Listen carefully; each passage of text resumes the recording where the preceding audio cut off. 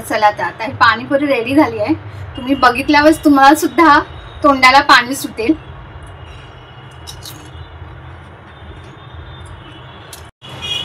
नमस्कार, मी आरती अन्नपूर्णा यूट्यूब चॅनलमध्ये तुमचं मनापासून खूप खूप स्वागत। की माझे व्हिडिओ तुम्ही आवर्जून वेळ काढून तुम्ही बघतात त्यासाठी मनापासून खूप खूप थँक्यू।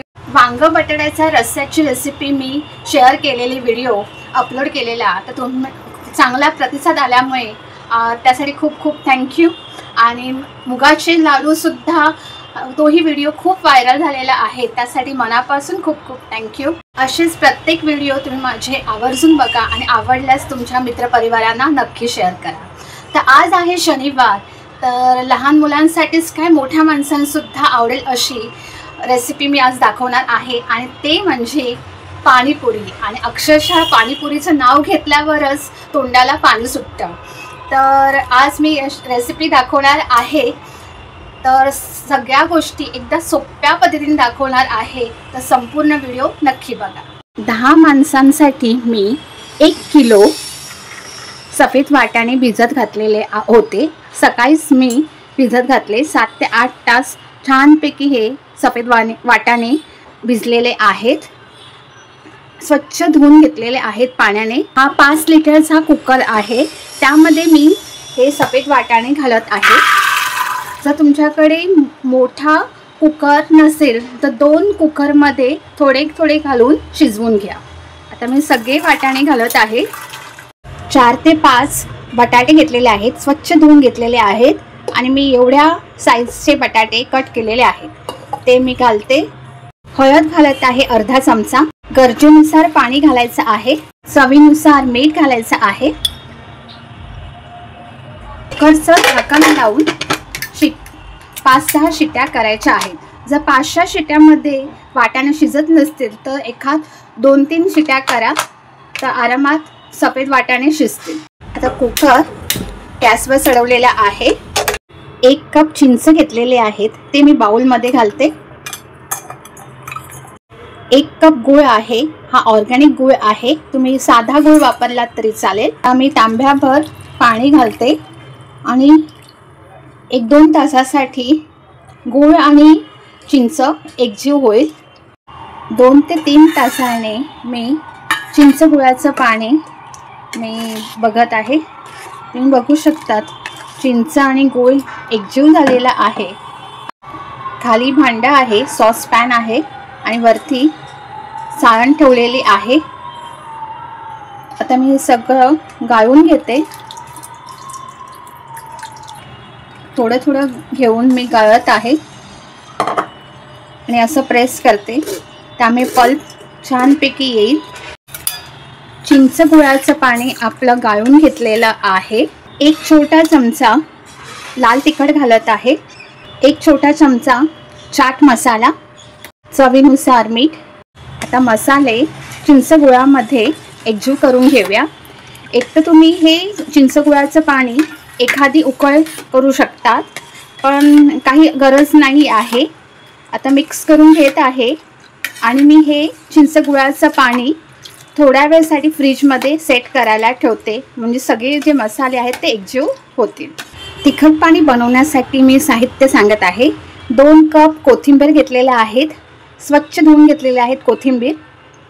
1 कप पुदिना घेतलेला आहे, तोही स्वच्छ धुवून घेतलेले आहेत, आणि मिरची 7 ते 8 मिरची घेतलेल्या आहेत। मिक्सरच्या जारमध्ये मी थोडं घालून ग्राइंड करणार आहे।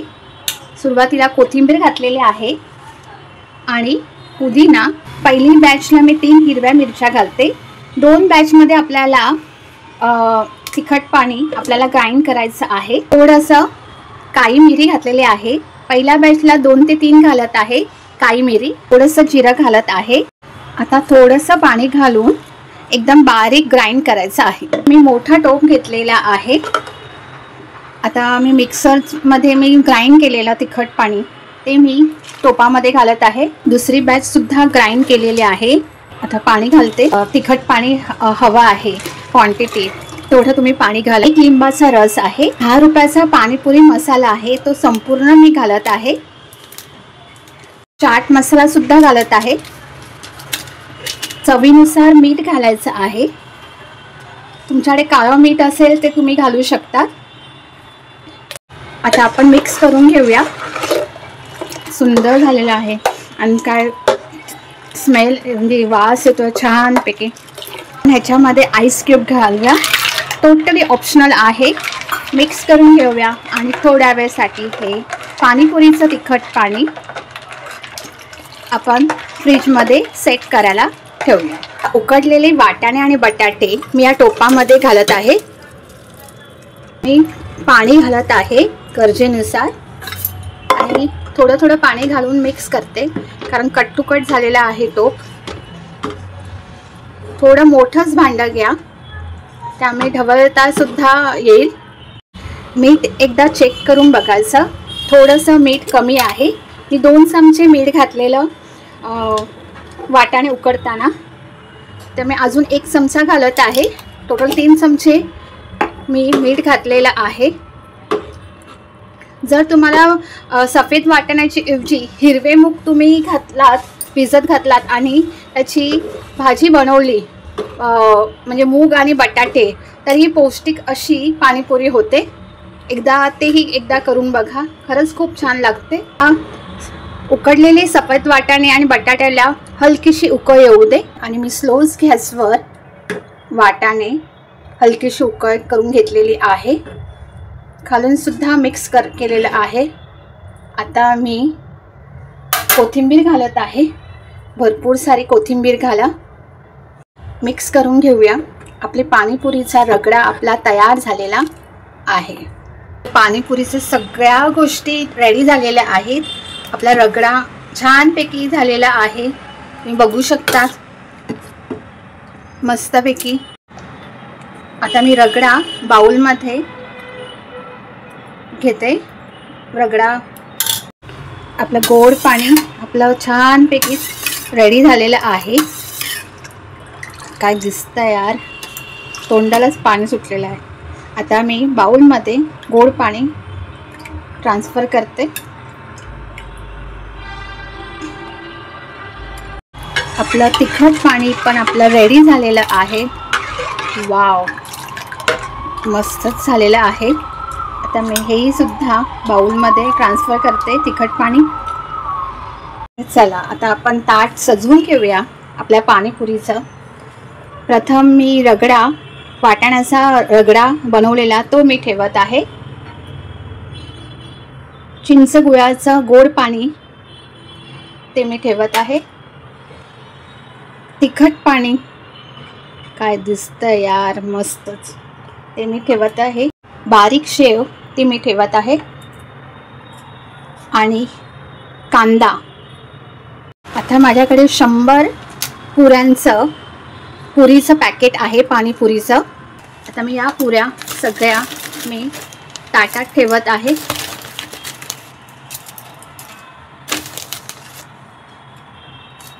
खारी बुंदी ती मी तिखट पाण्यामध्ये घालत आहे.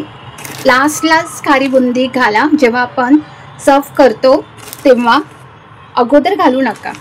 चला आता आपण या ताटावर ताव मारूया. आपलं तयार झालं पाणीपुरीचं ताट. अगदी सर्व ताट बघूनच तोंडाला पाणी सुटलेलं आहे. आपलं ताट पूर्णपणे सजलेलं आहे. सगळ्या गोष्टी छानपैकी व्यवस्थित समजून सांगितलेल्या आहेत. तिखट पाणी, गोड पाणी, रगडा. तर आता मी या ताटाचा आस्वाद घेते, रिव्ह्यू सांगते कसं झालं आहे ते. आता पुरी मी फोडून घेते. अशीच फोडायची, छान लागते. रगडा घेते, मिक्स करून घेते. थोडासा रगडा, गोड पाणी, तिखट पाणी,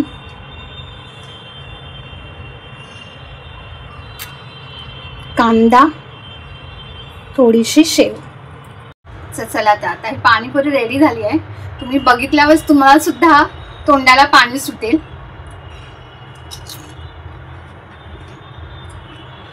एवढी छान झाली आहे खरंच. आता माझा मोह आवरत नाही आहे. आता मी ही डिश संपवते आणि माझा हा व्हिडिओ नक्की शेअर करा हा पाणीपुरीचा. आणि उद्या तुम्ही किंवा आजच वाटाणे भिजत घाला आणि दुसऱ्या दिवशी तुम्ही नक्की पाणीपुरी करा. खरंच आवर्जून सांगते, मस्त आहे. पुरी तर खरोखर फ्रेश आहे, छान आहे. सगळ्या गोष्टी व्यवस्थितपणे छान झालेल्या आहेत. नक्की व्हिडिओ संपूर्ण बघा आणि नक्की पाणीपुरी बनवा. थँक्यू.